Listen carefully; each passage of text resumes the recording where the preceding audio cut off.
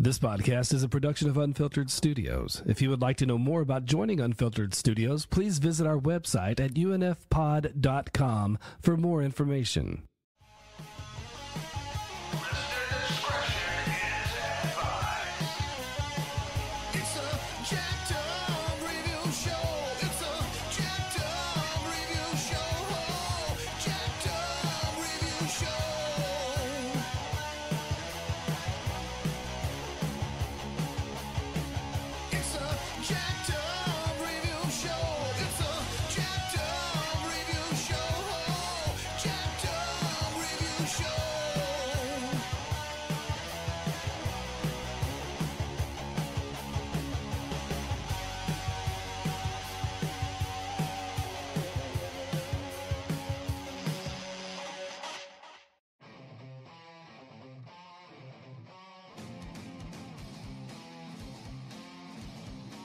Before we get into comedic brilliance and the definition of proper sketch comedy with Monty Python, we decided to do a side corner, the one, the only thing that defined Spike TV in the 2000s. Oh, God. Before it became just bar rescue and other bullshit. Yeah. Well, we have covered the show before, so if you guys want more details on the making of, the sketch comedians, the style, and the other contests, you can watch that episode. We're going to talk about our favorite moments, just like watching this, and how we became acquainted with it, and just other hysterical running gags that just merit a mention. The Most Extreme Elimination Challenge, as well as Takashi's Castle, is streaming on Tubi, as well as Freevee, Amazon's free IMDb add-on. So you got no excuse to not see this brilliantly offensive show that puts South Park to task. So, JJ, when did you realize Spike TV could get away with shows that make jokes about porn stars and have various uses of the word cock in a PG-rated show? Let's see. When did it come on? 03. Okay. So it was 03, 04. I was home. I was sick at the time. I wasn't working. Oh no! And I had a really screwed up. I just gotten out of the hospital, so I had a really screwed up. You have a screwed up sleep schedule when you're in a hospital. Right? You're fed at awkward times. I'd stay up and I'd watch Most Extreme Challenge. Now, a lot of it is a blur to me. You have to forgive me. But all I remember is the names of the guys, Vic, Douche had me cracking up.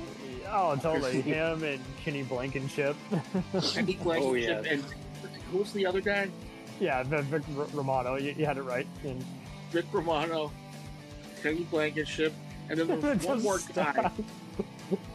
They couldn't legally use any footage of Godzilla characters on Takashi's, but they pretty much dubbed everything else. And for me, the internet was becoming a different thing at around that point. So this was 2 years before YouTube, but I think what gave me hope for any kind of comedy at this point was just seeing how people could do.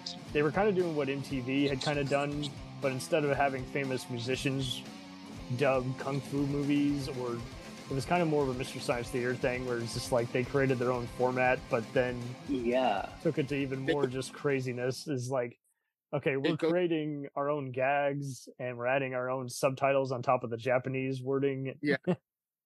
Well, it goes back a little more than that. It goes back to Woody Allen doing What's Up, Tiger Lily? And Tiger Lily, Mad movies with the LA Connection.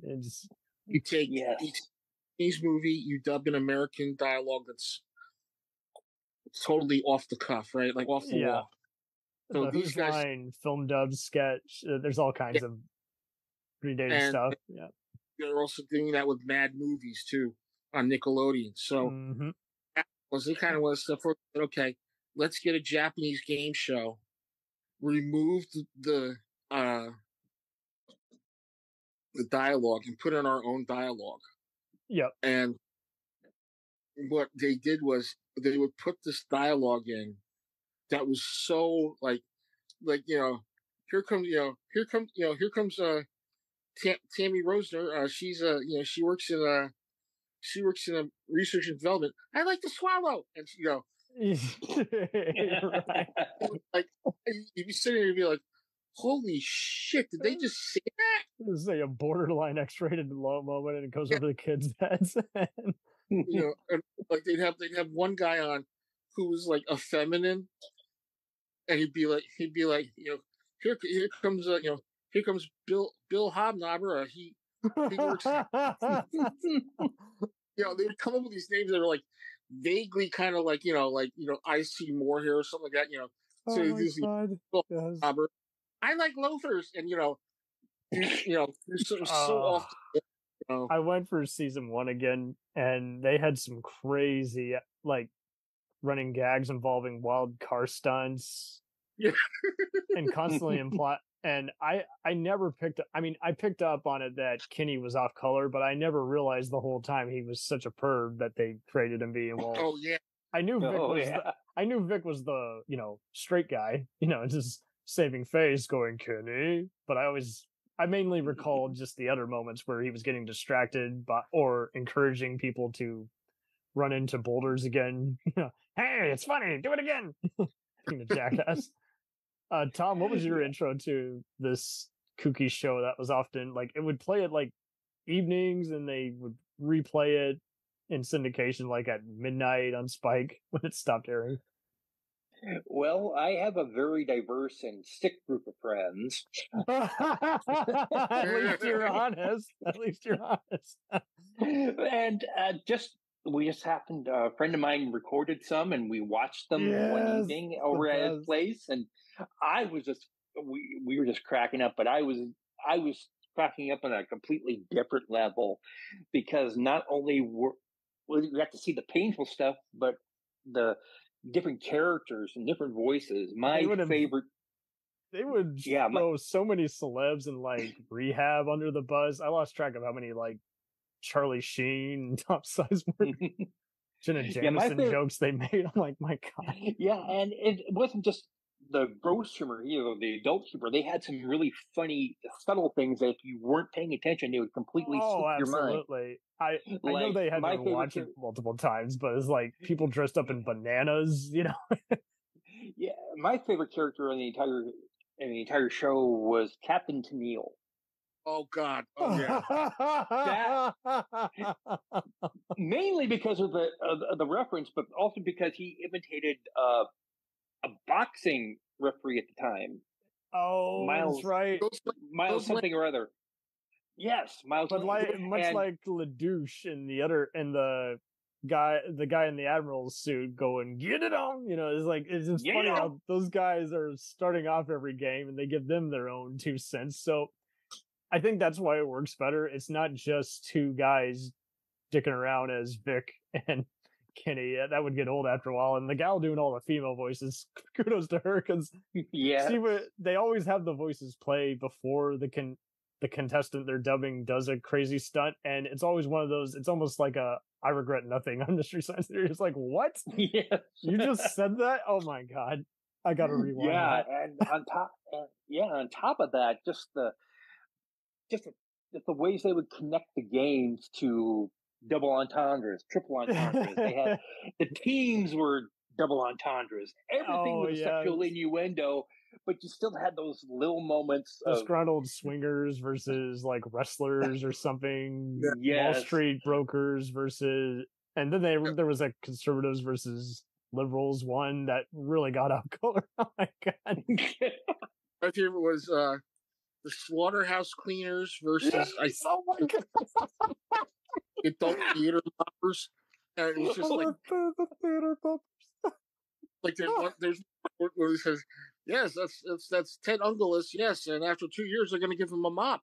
And oh my God. Oh man, you have to take a shower after that joke, even after. So it's like you lose your shit and then you shit yourself laughing and then you gotta just take a shower. It's like I laugh, but I feel dirty now. He's so off the colors and be like, here he comes down. He'd be like, I sniff the seats, and he runs. He runs. Oh God! Here's Louise Jackson. She's a 28-year-old, and she runs the the projection booth at the local adult theater. Yeah. I pause the scenes, bang, off she goes, Bang, off she goes. Oh, just total, just like, if you didn't get it, that's okay, kid. I'm not going to tell you to switch the channel. My father and uncle would always roll their eyes saying, "You'll get it." My mother would watch. She'd be like laughing a little bit. Because I couldn't with her this stunt go around. I put it on recently. My brother was still laughing his ass off. He's like, it's good to have a little politically incorrect humor once in a while. His girlfriend left, who's now his fiance, and then both my sister and mother left one time when I had it on. They're like, we'll watch anything but this. We get it. It's just too much. And I'm like, okay, I do, but at least my mother acknowledged it is brilliantly offensive, like South Park. It's just this is not what you want to watch after a long day. And I get it. I think we did talk about it last time, how there was a few mentally retarded jokes. Yeah. But it's in more of in its defense, not that you can ever dignify anything like that, but I guess I'll try, even though no one asked for legal counsel. It's kind of more of a Timmy on South Park thing, where at least it's in on the joke at how stupid its rendering of a stereotype is. So it's just like, okay, just throw it off.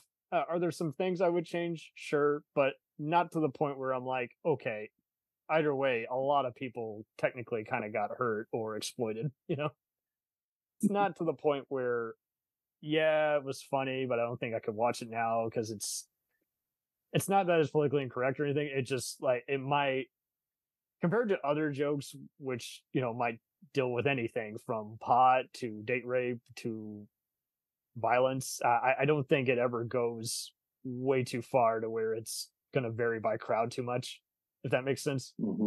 Like, I don't think it's like a college comedy where it might be a little too extreme for some, Yeah, and the thing about it was that the humor was so rapid fire too that you would if you missed a joke, you weren't devoid of humor for very long. There's 50 more to ransack. Exactly.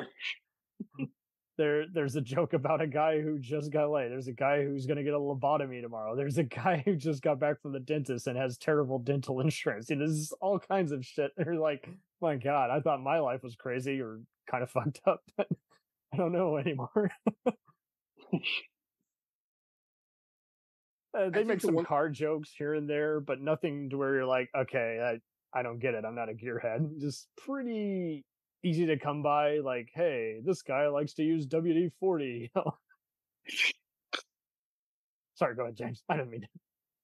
I think the thing is too, the writing was so, like, it was like bang, bang, bang, bang. Like every joke was like bang, bang, bang, bang, bang, bang. Even when they would do something, they would say something so like, it was just so off the fuck. It was just like so weird. It was like you just sit there very weird.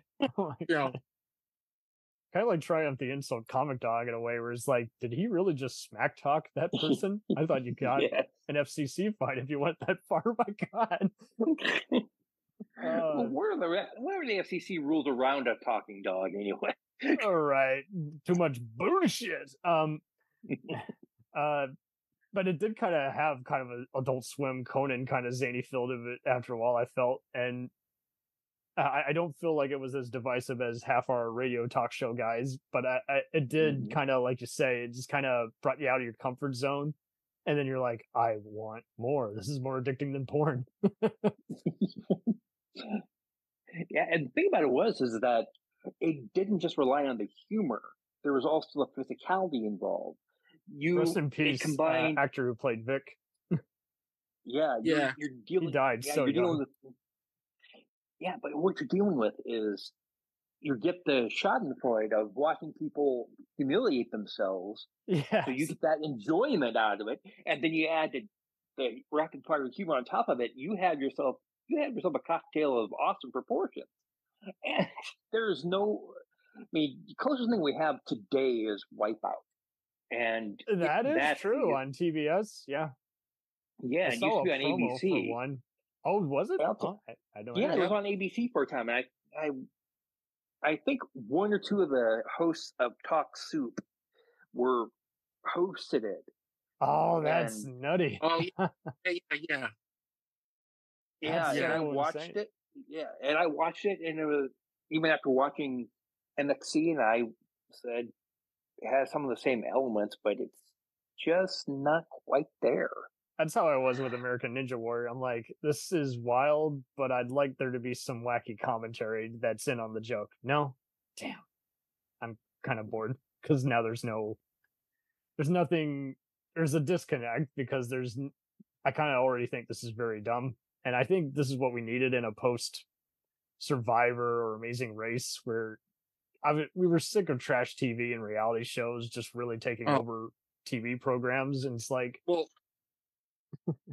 the way I saw it was this was a diversion from what we were getting at that time, because this is before the Kardashians, but during oh god, beginning stages of doing trash. Who Wants to Marry a Millionaire, or The Bachelor.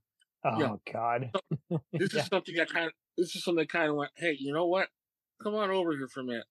Look at this. This is fun. And the Soup is making fun of all these other shows, and this is another alternative poking fun at. Or they had one where the guy's name was Herbie Koresh. He's known for setting things on fire. Yes, I love that one. Oh god, so many pyromaniac jokes where it's like I'm afraid for these guys. Well, if you're at we're at that age where we remember David Koresh setting the freaking Waco thing on fire. Oh my god. But then there's a joke, you're like, oh Jesus, you cover your mouth, and then you're like, mentally you cover your mouth, but your brain's going, oh god, so yeah. And the thing is too, like this is a Japanese game show. If you ever watch Japanese game shows, they are based on pain. Yeah, exactly. They love humiliating people, but to the point where it's like, man, someone literally lost their life. I watched one where these guys had to answer questions, right? It was on something HBO used to do where they would show like TV from around the world. Oh, right? Wow.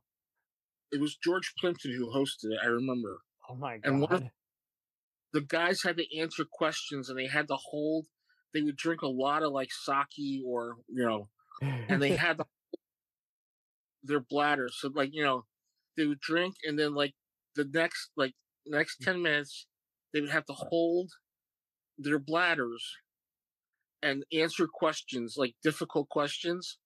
And these guys are like going, like they're sweating, and I'm going to myself, oh, Jesus, God. It's like, and they did it on Saturday Night Live. They got in trouble for that. Did they really?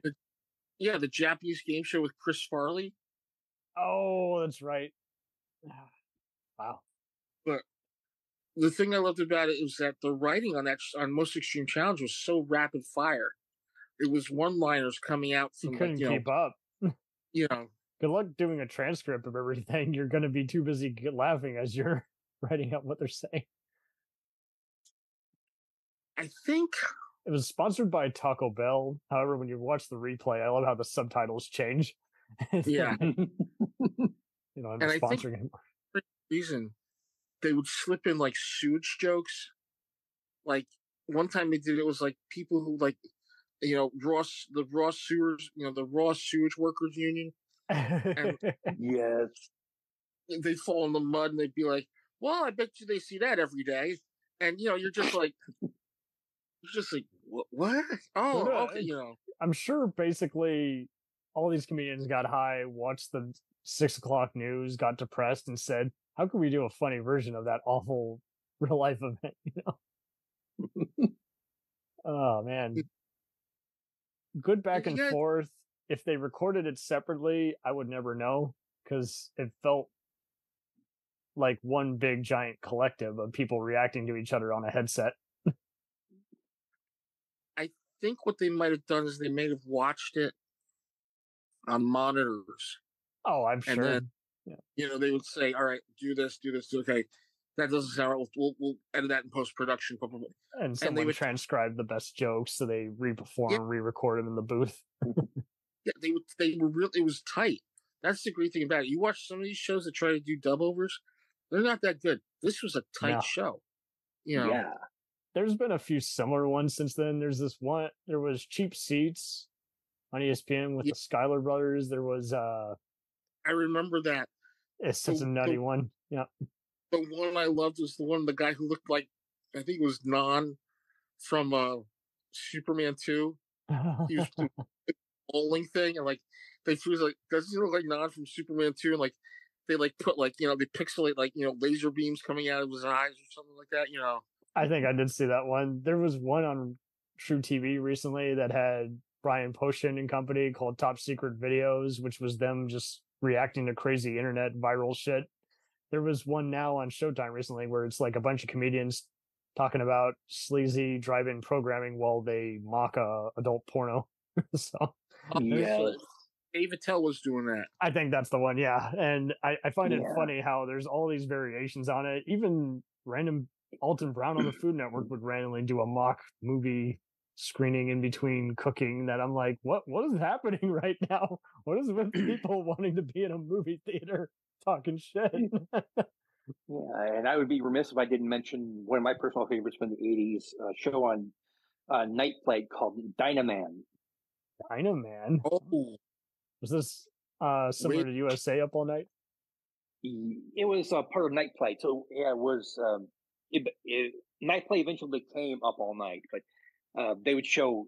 Night Flight would show you some of the most bizarre stuff, and they did episodes of a Super Saiyan season, and they called it Dynaman, and they had just it came close to MXC, but MXC took it to that next level.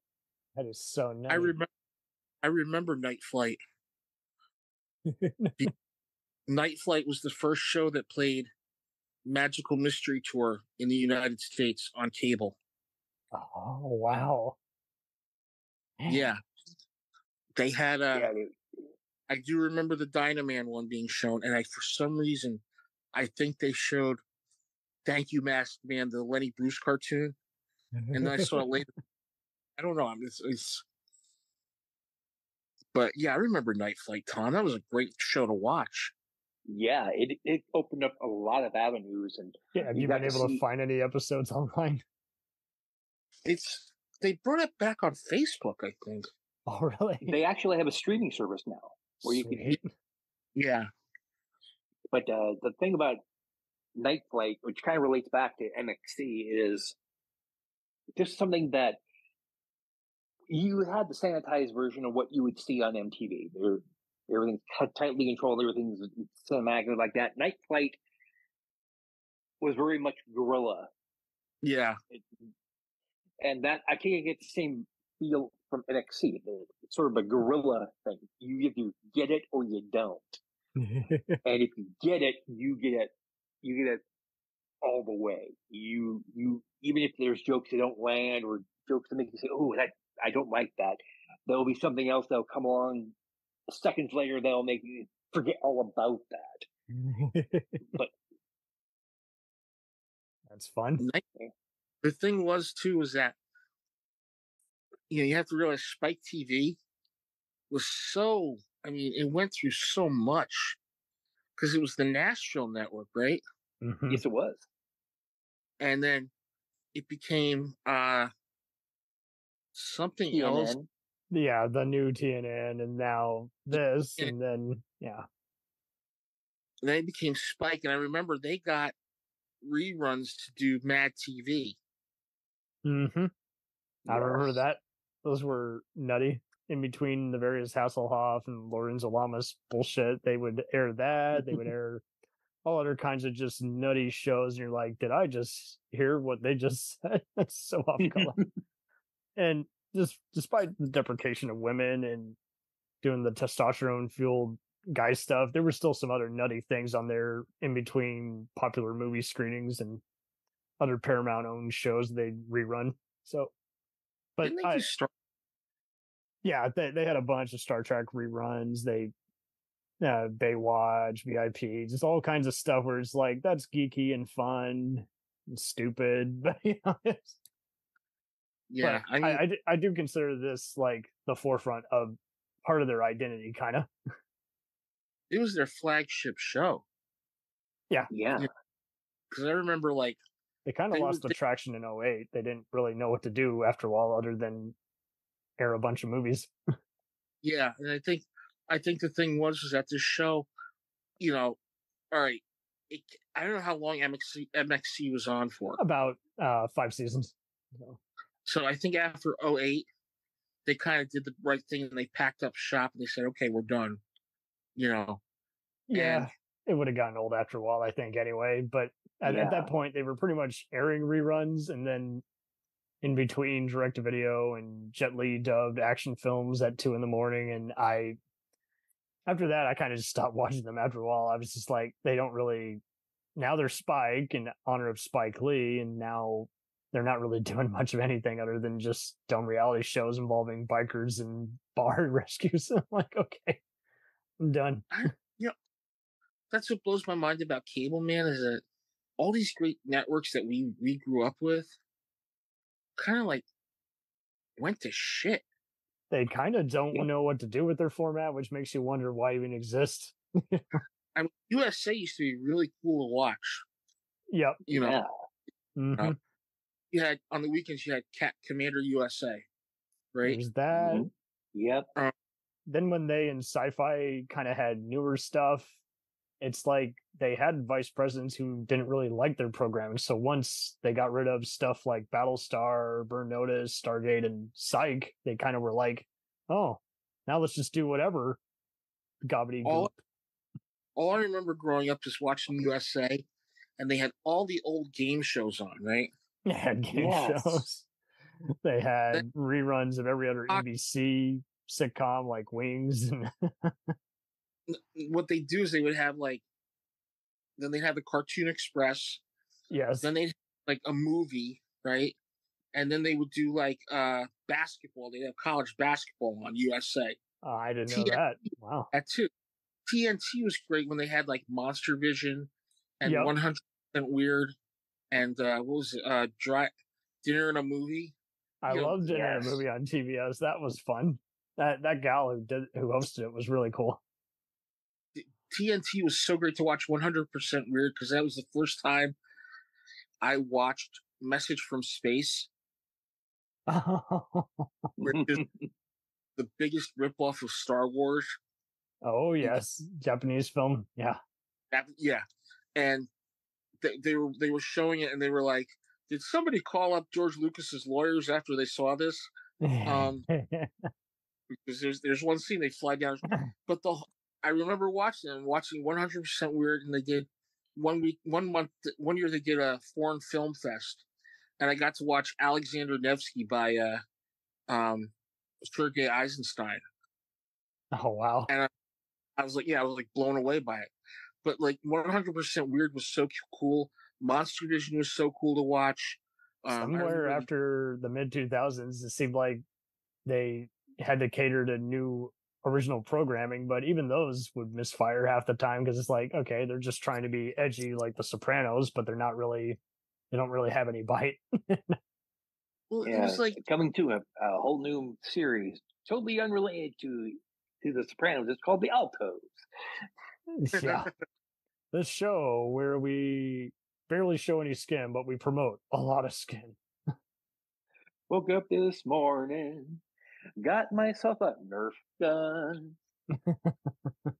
I think the one thing that cracks me up though is like, MXC, was part of that. Was like, it's kind of sad it's at the tail end of that whole original programming for cable shows. Where they just, it was pretty much like they did with Cartoon Network before. I mean, I stopped pretty much watching Cartoon Network by like 05, 06. I couldn't take it anymore because I was just like, now they're just doing gross stuff. They've gotten rid of all their fun animators, and but I felt like MXC was kind of doing what they were doing with earlier Nickelodeon and Cartoon Network, where it's like, well, we're going to leave you guys alone as long as you deliver the tapes on time and give us the promos to play.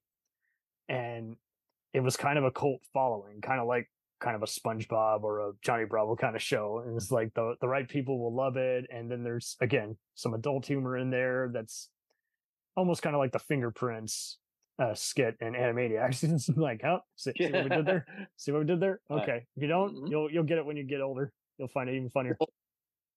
Well, the thing that gets me is you talk about Adult Swim. I remember Adult Swim, Cartoon Network having those really Johnny Bravo and Powerpuff Girls and all that. And then Sundays you would wait for Adult Swim to come on. Mm-hmm. And I think Adult Swim now has become a joke. Yeah. Because a lot of that stuff, like I say, the downfall began not with Tom Goes to the Mirror or anything like that. I think when they started to air more live action stuff, nothing against Eric Andre, but it's like I want to see cartoons. Yeah, no, I get it.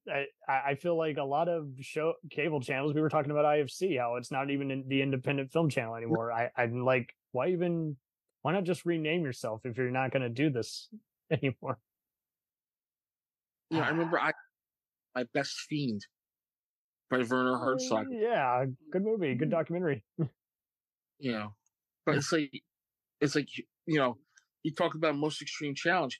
That was a show that kind of like stood out. Yeah, you can't tell me an executive promoted that. Someone came to them and said, "Sure, we'll play that." That's not. Yeah, that's not a committee. Yeah, we'll show it. We'll show it at like 11 p.m. at night, so nobody will watch it. And then all of a sudden, it comes we're staying up early because it's our guilty pleasure because it's really fucking funny.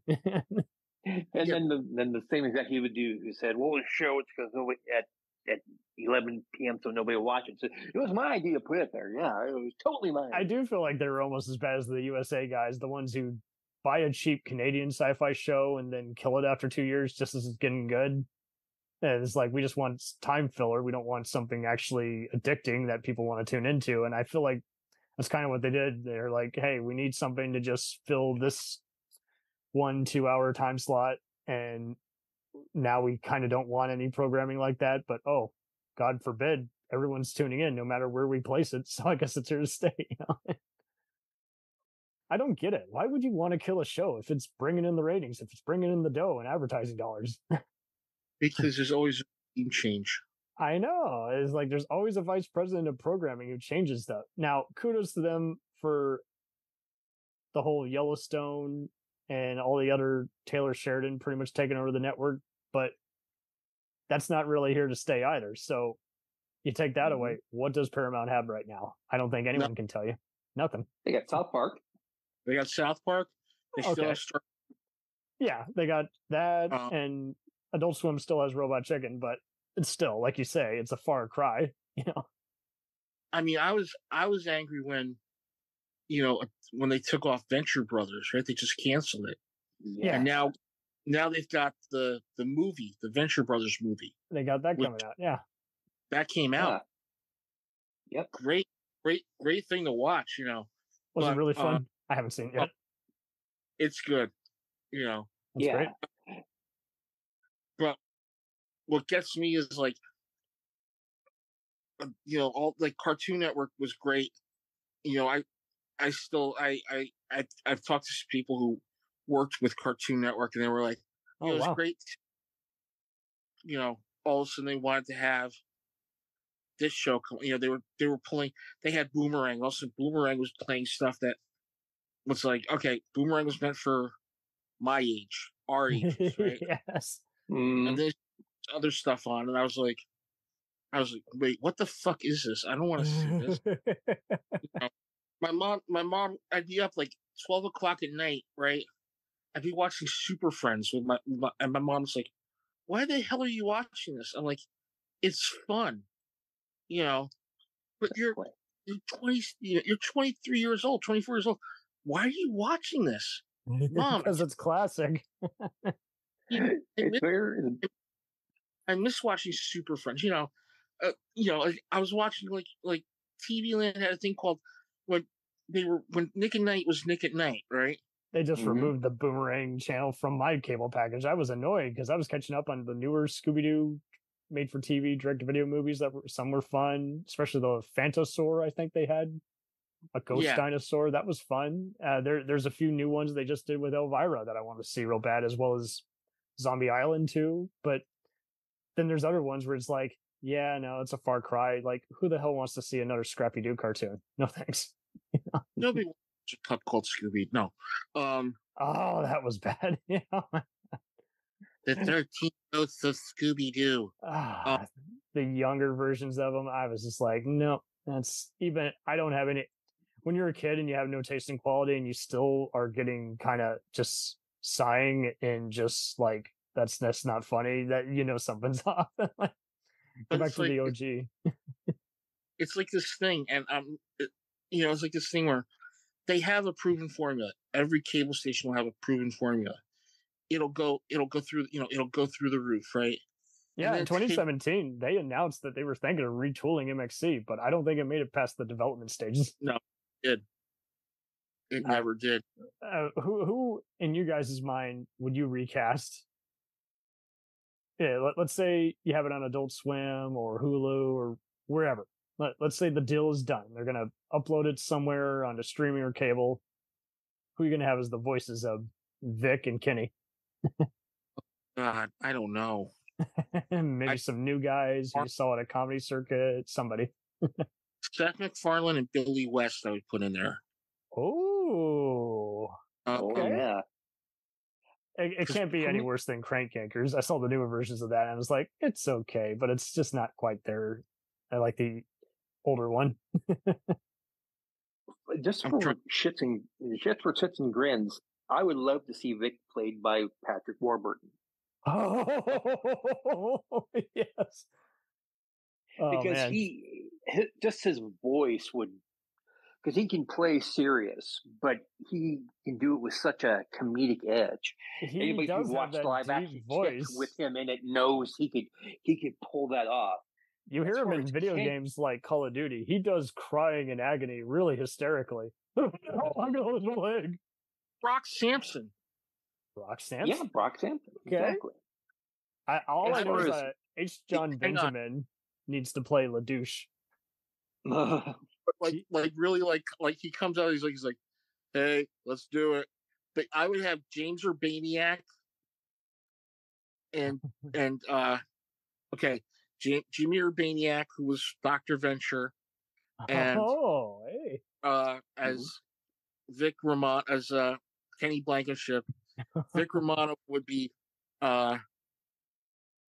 get Clancy Brown. Oh my God. I love it. Even as the narrator, there are a bunch of morons who won't make it far in this world. These are the two of them. I love it.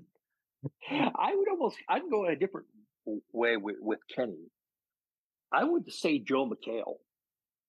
Oh God, yeah. Oh, he's got that. And even if they're not in this, he and Seth definitely got to produce this rehash. Yes. It can't just be Jimmy Kimmel bringing back all the game shows and Norman Lear stuff. Yeah, you put Joel McHale in the voice, dry wit, making the voice. Not just a dry wit, but just the ability to play a complete and total scumbag. Oh, that a lovable scumbag at that. Absolutely, the shameless. He knows he's trash, but he's like, I don't care. I am what I am. He would just be basically playing the same character he played in Community, just totally. a little bit darker. Darker, yeah. I love it. I can get behind it. I love these voices though. Like that's just what female voices should we get in here? Yeah, Jim Foray's not here. Some of the gal who was on South Park, unfortunately, has left us. There's a few other ones I know who could do it. Maybe Tara Strong, just for old time nostalgia's sake. Phil Lamar, I guess, could also be backup. Bring some. Could have a minority voice. Stand-up comics who basically just. You remember when these people are talking, they're like, I like to see. It's like you don't know who the voice is. That's the way it is. Well, exactly. I mean, we can have some newer and ones who have been working for years but aren't names, household names. But yeah, that's how you got to treat it. You got to have the two guys up front who are the name, like the 2 or 4 guys, and then just sell it, and then the rest are new guys. Yeah. Okay. Well, I'm down. I liked a lot of these suggestions. Oh man, one of these days, man. It wouldn't take much to even have it be a YouTuber. Oh God. Show. What? Captain Tennille, played by none other than Bruce Campbell. He'd do it. Oh, You primitive screwheads, get to work. Listen up. Get it all. Get it on. He'd probably record his lines in one day and give them about 50 lines to work with. They'd have to sign a... Now, what gets you? When you watch Celebrity Deathmatch, right? Yeah, oh my God, yes. Right? We were talking about this. And we're thinking, who's ever doing Mills Lane is doing a damn good job. And then we look like, it's Mills Lane doing that voice. Oh my God. Mills Lane doing that. And I'm like, how the need a paycheck, But didn't they try to bring that back a few times and MTV kept shouting them down? Well, MTV doesn't want to do it anymore because it's too deep. They want to be, the 16, Sweet 16. Right. I know. All the trashy reality channels, Pimp My Ride. I'm like, no thanks. VH1, same deal. What happened to E? Or E, same deal. I like the E! True Hollywood Story, but why are you showing all these divas, getting surgery on their asses? I don't want that. What do you think about it, too? Remember E! Had Talk Soup? They did. They had so many other crazy... Greg Kinnear was doing the hosting on that. He did a good job, yeah. And Aisha Tyler did the sports part. John something or other, he had the skunk hair. Yes. Oh, yeah, John, he did it. Yeah, and also the lovely and talented Joel McHale had when they retool it as the top or the soup. Yeah, he got it on there. And also, I keep thinking Anthony Jeselnik did it for some reason. He did a similar one. All right. Or wait, I think you're thinking of Tosh.0. Yeah. Okay, but I used to get him mixed up with Jeselnik because the same kind of thing where he'd say something douchey, but you let him get away with it because, much like Joel, he was so in on the joke as to how insensitive it is, and it was so clever. You're just like, oh, that's fucked up, and now I'm laughing. I mean, I think a lot of those cynical comedians are kind of dying away. Like some of them are too bitter, or they're funny, but they're douchebags behind the scenes to work with, and some are perfect, but they're trying to venture out of that persona they created. So I'd like to find someone else who can do that kind of mean-spirited comedy without actually getting anyone hurt. It seems to be kind of a lost art. It seems to be there's someone who still goes too far or has to be a total douche to make you laugh. I'm like, come on. Nick Mackay was great at doing that. Yes. Okay. Nick Mackay, if you ever see, he had a show on Comedy Central for a little while, where he was doing stuff for the NFL. Oh wow! And he's one of those guys who's like, when Joe Hodgson left Mystery Science Theater, he had a show called TV Wheel, and Nick Mackay. I love that pilot. Oh my god! Yeah, Nick Mackay was one of the guys in that show, and I was looking who was on. I was like, Rowena Banks, Nick Mackay, David Cross. I'm like, holy shit, David Cross, So right? It's like, but Nick, I hope I'm saying his name. Nick Mackay was so good at just doing that dry. Mackay. Yeah, you got it. With a B. Dry shot humor. I forgot he worked on Sabrina and Angry Beavers. Oh my god.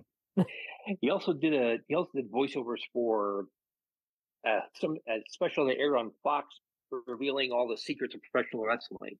Yeah. Oh wow. And that's where we got introduced to the wonderful world of the stunt granny. Man. Oh, it's a dying art. I forgot. Wow. I'm looking at his credits now. He also wrote for In Living Color, Till Death. He was the host of The Dozens on that show. You remember that? Oh, yeah. They had the show The Dozens, right? And at the end of that episode, there was the one where they had to meet the grand champion. And it's Ed O'Neill who comes out as the grand champion of The Dozens. And everybody's going nuts because it's him. So it was Tommy Davidson versus Ed O'Neill, and Ed O'Neill just like wipes the floor with him. I mean, I remember that. He'd be like, great. Your mother is so fat. Your mom was so fat. Which the guy would be like, no, try it again. The other guy says, your mom was so fat. when she's at the beach and she puts her butt in the air, the, there's a solar eclipse. Oh my God. Actually, to be technical, I think that'd be more of a lunar eclipse.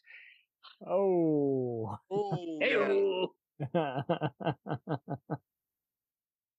Oh, one of these days, I think we'll get someone just like that who's been working for years and is ready to have their moment in the sun. But I don't know when. Isn't it funny how people are complaining about, hey, I'm cutting the cord to save money on cable, and now you're spending just as much on all the various streaming platforms? I think cable, now they're saying cable will come back. I'm like, just keep one cable service, keep one streaming service, and just set your price priority. Don't overwhelm yourself. Well, I mean, when you watch some of these old shows that were on cable when we were growing up, and Tom brought up Night Flight, the great thing about Night Flight was that you would watch stuff on there. They would do this stuff where they mix stuff up, like just splice them in with other film clips. A deliberate remix, yeah. Oh, it was like you would watch like these old 1960s Euro spy trailers and like James Bond knockoffs. Yeah, James Bond knockoffs and stuff like that. God, Night Flight was so fun to watch, But I do remember Dynaman. It was kind of a precursor to Tim and Eric. TV you watch in hell, a fever dream. Not sure what I just saw, but it was something else. It was wild. You got to watch it. But I remember it was Showtime that showed Thank You, Masked Man, which was the Lenny Bruce cartoon. Oh man! One day I gotta post. I'll post it up for you guys to watch. It's one of his best. I promise you, we will do a Lenny Bruce tribute. Yeah, because I mean, you gotta listen to his stuff to get the hell he's talking about, and like as I get older, I begin to appreciate him more because I didn't get him at first, and then like my mom, Mike, whatchamacallit, was telling us about the 2000, the airplane glue thing. And one of my favorite bits that he did. But like as you get older, I've listened to a lot of his stuff, and it's funny to listen to, But I remember them showing a lot of underground cartoons too, if I remember. I think so. Yeah, HBO has always been kind of the short film meister, but Showtime was kind of just the retro finds, and then Stars, which was owned by Anchor Bay, kind of did more of the obscure remastered drive-in movies. Yeah, HBO used to show the best shorts in the world. I remember when they did one where it was like Space Invaders were attacking and all these pinball machines. Like just nutty stuff. The one with the guy with the tape. You ever see that one with the magnetic tape? I don't think I saw that one, but I definitely saw my share of just crazy stuff. And like, what was that? How much? That wasn't just pot talking. That was some brilliant comedian who knew how to animate their vision. HBO gave him the budget to work the bill. The one I'll always remember is Closet Cases of the Nerd Kind and Hardware Wars on HBO. Yes. Hardware Wars was it's hard to explain, but it was basically that's right. That was Star Wars knockoff as cheaply as you can make. It was like if Leonard Kaufman had done Star Wars. I remember it kind of gained more popularity after the Star Wars fan films started taking precedence. You'll find this interesting. Around 2002, they actually aired on Sci-Fi Channel. They aired a special showing all the various Star Wars fan films and had George Lucas award the various people who created it. And they showed everything from the Troops special that has them arresting a Tom Servo puppet to a bunch of other stuff. Like I love the one with the Pink 5, where it's like she's complaining and she's talking shit to Luke Skywalker, and they make it sound like he's saying "You are too." The one I loved was Lucas in Love, where they did like Shakespeare in Love. Yes. Oh my god. And it's like It's like you got the one guy working on the car, and it's a yellow car like Bob Falthus car from Was it American Graffiti. American Graffiti, that's what it was. Yes. American Graffiti. And then there's the fat guy with the girls around him. He's speaking like, and at the end, the girl, he meets the girl, he falls in love, and just like, "What are you doing? That's your sister." No. But Hardware Wars was the one that like kind of gave me like it was there was Godzilla versus Bambi. Yeah, it's totally Godzilla. Like that. You know what? If you want, we can totally talk about Star Wars fan films. We can talk about. I'd love to just talk about like the closet cases of the nerd kind and Hardware Wars, because those are the first real like funny parody short movies. All right. And then there's one called Apocalypse Now. Oh, God. I might have seen that one. But I remember Hardware Wars coming on, and my mom just said, I remember just sitting there and like, going, "Oh, wow, this is like," and just going like, Princess Anne, Princess Anne is a space damsel. Obi, was it, Augie Ben Doggy, Venerable Red-Eye Knight, Fluke Starbucker, Darth Nader, bad guy. It was just so, and they when the nutty stuff. When the special edition came out, Ernie Faselius, the guy who did it, redid it. Like he put in like these like really like cheap. I don't say cheap, but they were like these computer effects that he put in. He did. He pulled the Lucas. He remastered. He pulled the Lucas, and I'm sitting there like, okay, I got to watch the original, then I got to watch the new one. And I have the new one when it came out on video cassette, and I remember playing it for my girlfriend at the time, and she's like, so what's going on here? I'm like, okay, we're gonna watch Star Wars, and then we're gonna watch this, and then you'll get one from the other.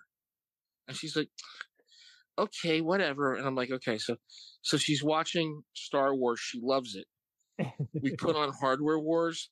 I'm laughing hysterically. She's just looking at me going like, what is this? Why are you laughing? It's something you love. I'm like, you have to watch this again. You have to get the in jokes. Right. I had to explain to her what an in joke was in a parody. God.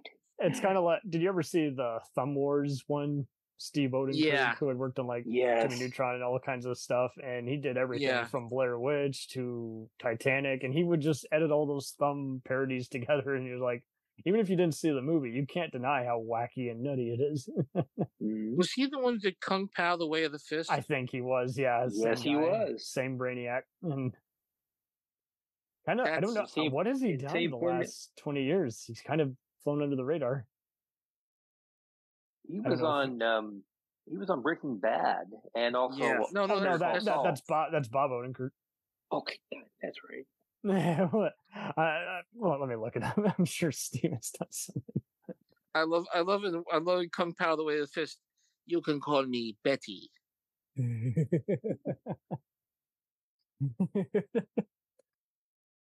But yeah, man. I remember like just like watching the shorts when I was a kid, because they always play the shorts in between the movies back then. That's when HBO was just starting. That's when it was the place to go. And it was only on half a day. Yeah. It was only on half a day, and they would run like the main movies, and then like after midnight they'd run like just like shitty movies, like just like stuff. And then Cinemax came along, and they were doing shorts too in between the movies. Yeah, people forget they did documentaries before they did the whole, make sure sneak in what your parents don't want you to watch, violent movies and weird giallos. The following movie is rated R. It contains scenes of sex, nudity, and violence. Viewer discretion is advised. 14-year-old kid, you're like, I'm there. Yeah, I love Podcasting After Dark noted how back in the early 80s, before they kind of started new standards as to the limits of what X-rated they'd show, there was one time where it said extreme sexual content. Extreme. I'm like, man, they don't use those labels. Sexual content. It was softcore pornography. I know. It's just, it was one of those, sometimes they would show some of those off-color Emmanuel movies. Wait, hold on. No, wait a minute, wait.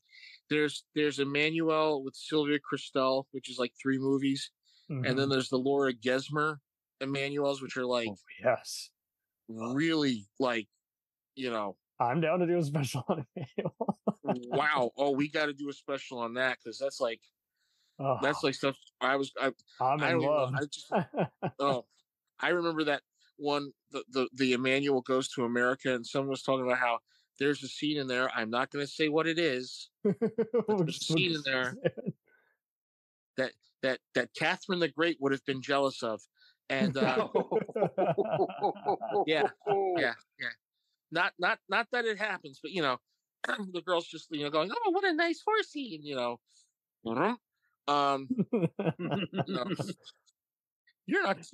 not the Tsars of Russia. Well, okay, but I was imagine if the MXC guys talked over crazy movies back in the day. Oh God, what would you even do? What would you even, how would you even react? That's what you got to think too. They were kind of like the basis for riff tracks. After MST went off the air. I haven't liked some of the recent riff tracks, but they're still kicking. They still every once in a while will come out with a video on demand one where I'm like, okay, cool. This is a crazy kind of back to the MST3K formula where it's a 70s drive-in movie about a demon or kung fu and monster mashup, and they're firing on all cylinders with the jokes, as opposed to let's make fun of the latest shitfest that even with their commentary, it's just too much to endure. Like I think they did Cats recently, and I'm sorry, I can't stand a minute of that movie. So even with commentary, that's going to be a lot. Well, of punishment. The one I love they did was Zindi, the Jungle Boy. Those are fun. Yes. God. Any of those crazy just Indiana Jones knockoffs or bizarre serialized adventure movies where you're like, and then this happened, and that anything that has confusing narration, wacky stunts, clusterfuck of effects, just something that is like that was made for that formula. I'm sorry, guys. I was waiting for the one. There's one when they did the Film Crew. Yeah, and I love watching my favorite. The Film Crew was only on for a couple of episodes. Yeah, just 4 episodes on Stars. Yeah. Yeah, and I was pissed because I would like try to get into it, and it would be off by the time I'd get up in the morning. So I'd be like, So I watched Hollywood After Dark. With Rue McClanahan showing her goodies. Didn't they have Wild Women of Wongo or something? Wild Women of Wongo, which I still don't understand. And I don't think any of us do. That's the fascination. It's more David Lynch than David Lynch. What does it mean? And then I watched The Giant of Marathon with Steve Reeves. Yes, love most. And I watched it. And I noticed the guys doing it's the same actors from the Hercules movie. Oh yes, the same voices, probably the same locations. And of course, we can't forget Killers from Space, starring me. Oh God, Peter Graves. You see aliens over there? You don't? Well, I've been meaning to talk about Film Crew. This is got to find a time. But I liked also the segments in between. It wasn't a direct MST3K thing, but it was kind of like them talking shit in between their job. They're actually eating and talking smack together. I'm like, that's fun. I love when they take they're eating lunch and I think Mike or Bill recreates the Battle of Thermopylae. Yes. Yes. Oh man. It was a good love letter to nerd geekdom when you're just like, you want to play with your cereal when you should be eating,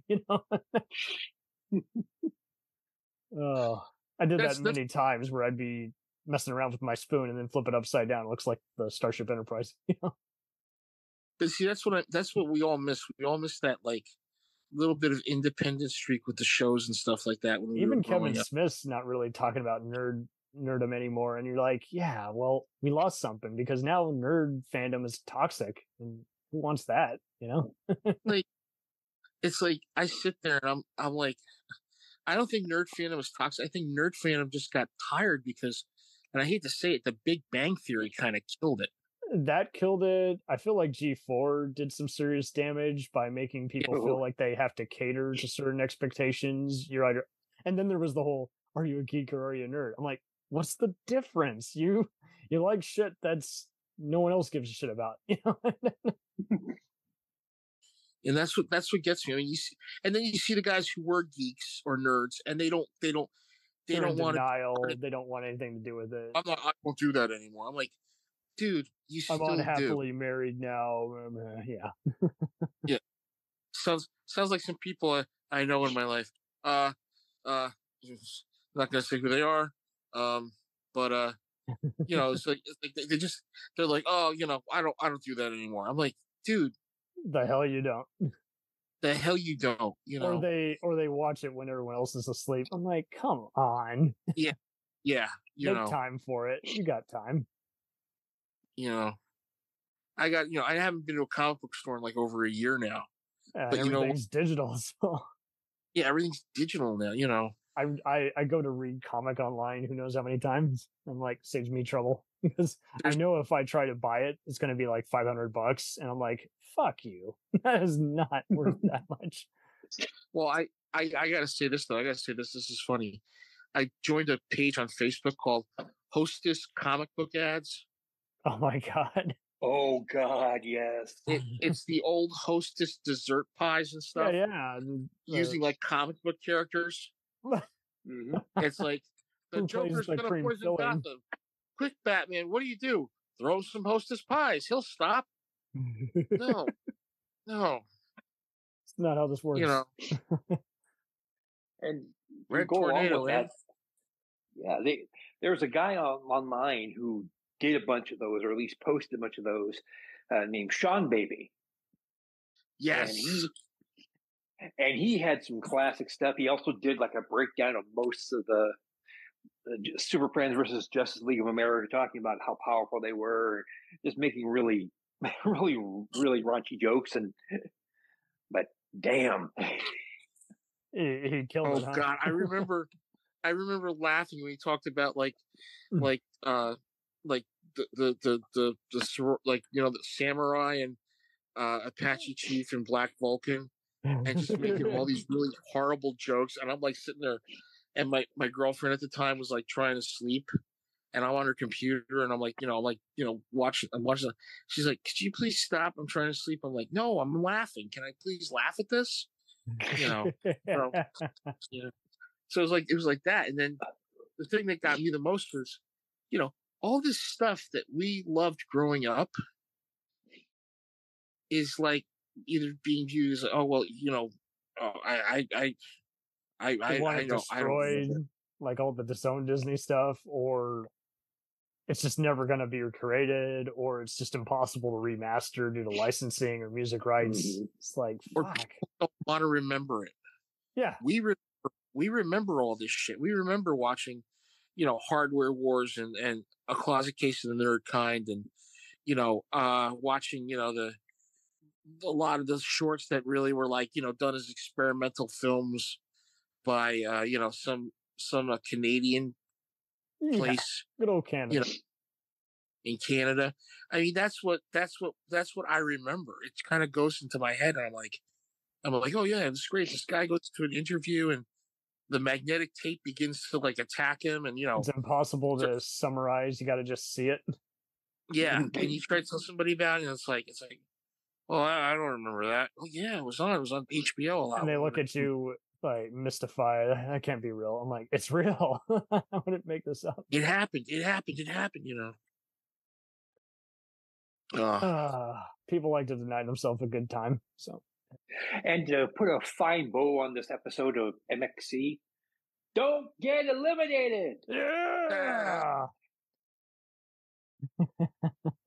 Not sponsored or endorsing Taco Bell.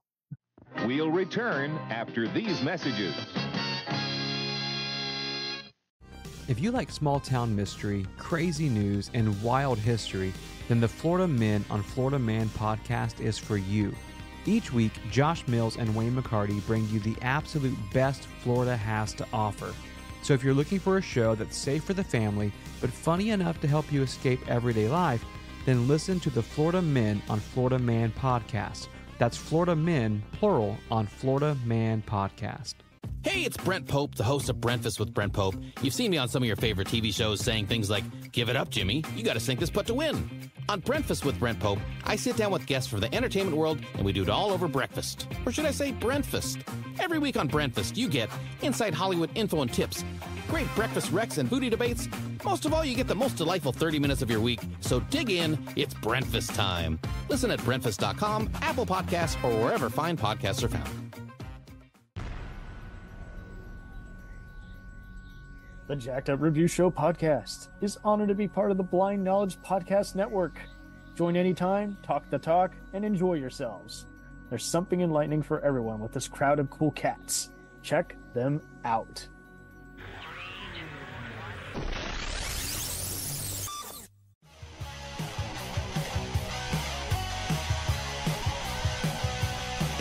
Follow us on the web on Facebook, Twitter, and Instagram. The podcast is available on Podbean, Spotify, iHeartRadio, Anchor, Apple, and anywhere else podcasts are available. Feel free to review our show and leave comments on any of those sites. Thanks a million for listening. It's a jacked up